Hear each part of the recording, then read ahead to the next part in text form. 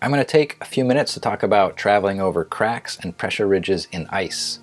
Most basic crack you are likely to encounter is a dry crack, meaning that water didn't pass all the way through, and these form naturally all the time due to thermal expansion and contraction of the ice. You can hear this as pinging or mooing if you're out on the ice. A rule of thumb is that ice is 10% weaker. Not that big of a deal. If water does pass through the ice, that's a wet crack, and that is a bigger deal. Rule of thumb, 50% decrease in strength, or where two wet cracks intersect, 75%. So you'd want to avoid traveling over those zones. Best way to travel over wet cracks is perpendicular to the trace of the crack. Pressure ridges are space problems. There's too much ice for the area, and pressure ridges can form under the influence of tides and currents and winds, but also due to that normal expansion and contraction of the ice.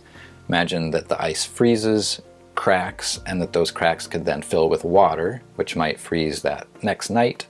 And if you repeat that process during the season, the ice, it can just generate a lot of ice. That ice has to go somewhere. So you might see ice rafts pushed up onto the shoreline or as pressure ridges within the ice cover. Perhaps the easiest way to avoid these pressure ridges is to travel parallel to the length of the ridge and hope that it dies out so that you can just wrap around it.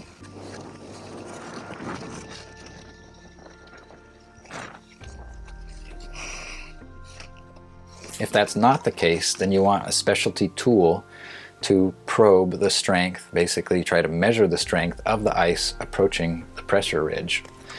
Pressure ridges are really dynamic environments. There can be standing water, there can be lenses of water between ice at the ridge because it's a compressional environment. You just don't know. And the tool that I'm using is it's specific for Nordic skating, but it's basically a ski pole with a heavy steel tip.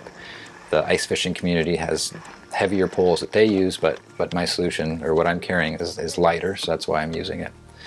And I'm just going to approach the ridge cautiously and probe it and test for weakness and test for water. And I might have to do that at several different sites before I find one that I think is appropriate for a crossing. I'm looking for supportable ice on my side of the crack and on the far side of the crack.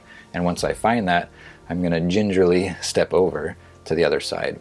When we do this, we've got safety in place, we've got somebody with a throw rope, we've got our spare clothes and dry bags in our backpacks, etc.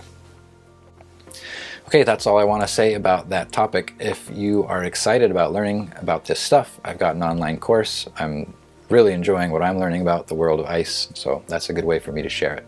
I hope this was helpful. Have fun.